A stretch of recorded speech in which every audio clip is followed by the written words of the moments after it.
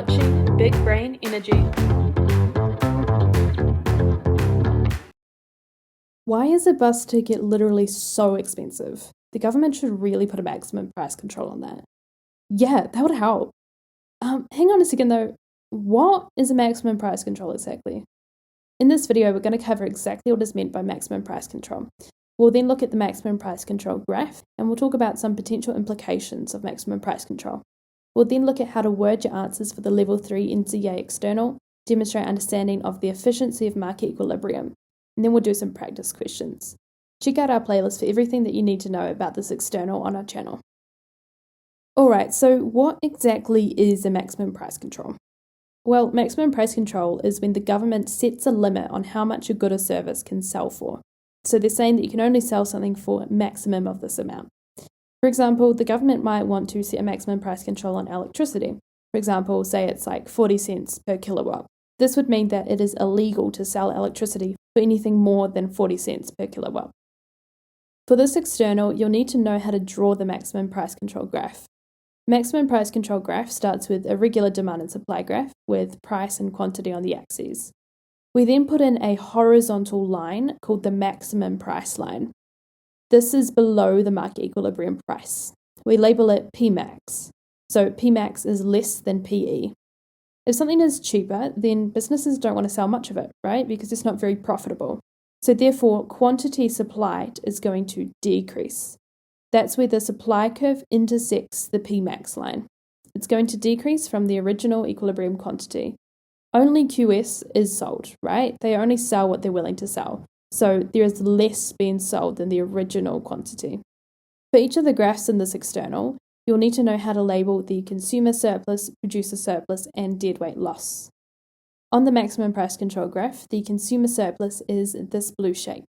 It is the difference between what consumers are willing to pay, so that's the demand curve, and what they actually pay, so that's Pmax. And then it goes all the way out to the quantity that they buy, which is QS. For producers, you can see that the producer surplus is way smaller than the consumer surplus. This is because producers sell a little amount, QS, and they don't sell it for very much, Pmax. So the producer surplus is quite small. There is also some deadweight loss. This is the grey triangle. Deadweight loss is the amount that could have been benefited from, but isn't. So you can see that consumers and producers want to sell all the way up to QE, because that's where they agree on the market price and quantity.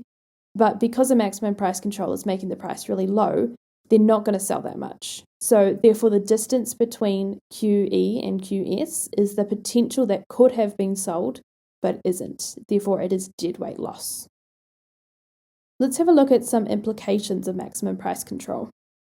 Maximum price control is generally used to make the good or service more affordable because we set the maximum price below the market price. So it ensures that companies don't set their prices too high in order to make sure that people can afford it. So that's why it's used on something like electricity, because it makes sure that everyone can afford it who needs it. It also ensures, though, that businesses don't exploit their power by setting the prices too high. For example, if there wasn't a maximum price control on electricity, then businesses could just price their electricity really high, which makes it really hard for everyone living in the country who needs the electricity. So it's a pretty good thing for us when the government imposes a maximum price control on something like that. But you don't want to put a maximum price control on everything. If something's too cheap, then people might consume too much of it, and this could be a problem if the resource is scarce or if the resource is bad for you. For example, setting a maximum price control on petrol might be good because it means that we get cheap petrol, but also it would mean that people use heaps and heaps of petrol, which is obviously quite bad for the environment. Another downside might be that businesses cut certain processes in order to keep the cost low. So we know that under the maximum price control, producers receive a lower price, so therefore they might try to do things to maximize their profit, like use cheaper materials, which don't last or are unsustainable. They do this to try and earn a bigger profit. It also can result in a black market, which is when people buy and sell things illegally. So the producer might sell things for more expensive to certain people illegally. In the exam, they like to ask about the impact of maximum price control on consumers, producers, the government, and allocative efficiency. So let's go through a model answer for each. In terms of the impact that a maximum price control has on consumers are better off because they get to pay a lower price. so the price decreases from PE to Pmax. Hence, they increase the quantity that they demand. But producers, though, are only willing to supply up to QS, so therefore the overall amount that consumers actually buy would decrease from QE to QS. Overall, the decrease in price outweighs the decrease in quantity. Hence, consumer surplus increases overall. So the difference between what consumers are willing to pay and what they actually pay increases. So that's just the definition of consumer surplus. We also say that there are less units from which to gain a surplus. This means that consumers are buying less, so therefore there is less opportunity for them to benefit. How about the impact on producers or on producer surplus? Well, producers are worse off because they receive a lower price. For them, the price decreases from PE to Pmax, and then they also sell a lower quantity. Quantity decreases from QE to QS. So the difference between what producers are willing to receive and actually receive decreases, and they have less units from which to gain a surplus. Hence, producer surplus decreases. Let's look now at the government. The government imposes a maximum price control, probably because they wish for people to afford the thing easier. So therefore they have achieved their goal, because consumers pay a lower price, Pmax. However, it also means that there are less of that thing available, because QE is decreasing to QS. Hence, some people may miss out on buying that thing. Since quantity demanded increases from QE to QD, there is now a shortage. And lastly, let's look at the impact on allocative efficiency. Before the maximum price control is imposed, the market is allocatively efficient because the consumer and producer surpluses are maximised and there is no deadweight loss. We're operating at the equilibrium. When the maximum price control is imposed, though, consumer surplus increases and producer surplus decreases, but the increase in consumer surplus is not enough to outweigh the decrease in producer surplus, as indicated by deadweight loss. Hence, when there is a maximum price control, the market is not allocatively efficient.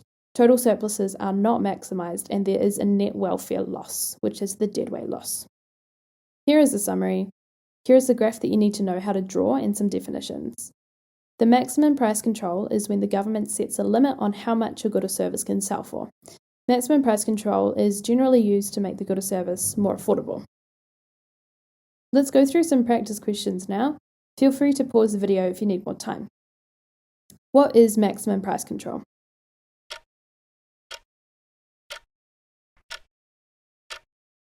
Maximum price control is when the government sets a limit on how much a good or service can sell for. Illustrate the government imposing a maximum price on the market for electricity.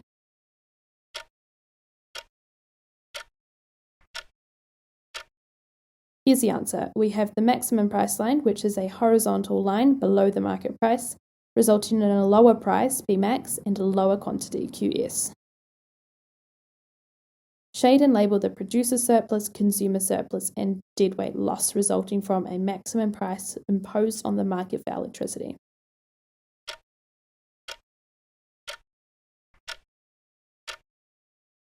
Here is the answer. The blue area is the consumer surplus, the orange area is the producer surplus, and the deadweight loss is the grey triangle.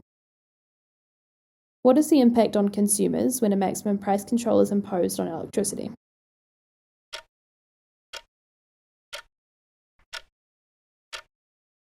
Well, consumers are better off because they need to pay a lower price now. For them, price decreases from PE to Pmax.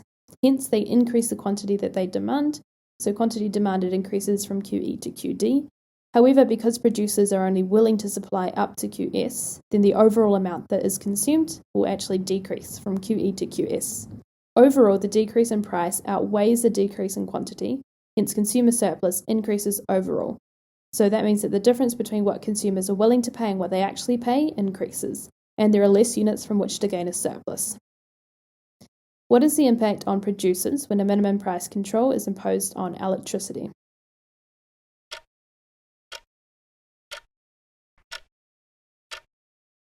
The producers will be worse off because they receive a lower price. For them, the price decreases from PE to Pmax, and they sell a lower quantity. For them, the quantity decreases from QE to QS. So the difference between what producers are willing to receive and actually receive decreases, and there are less units from which to gain a surplus. Hence, producer surplus decreases. What is the impact on the government when they impose a maximum price control on electricity?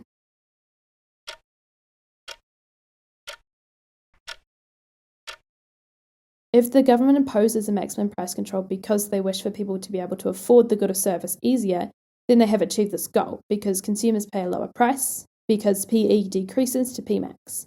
However, this means that there is also less available, QE decreases to QS, hence some people may miss out on buying it. Since the quantity demanded increases from QE to QD, there is now a shortage.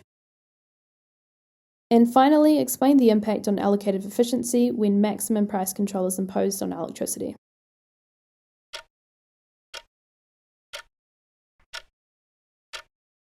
Before the maximum price control is imposed, the market is allocatively efficient because the consumer and producer surpluses are maximised and there is no deadweight loss. When the maximum price control is imposed, consumer surplus increases and producer surplus decreases. But the decrease in consumer surplus is not enough to outweigh the decrease in producer surplus, as indicated by the deadweight loss.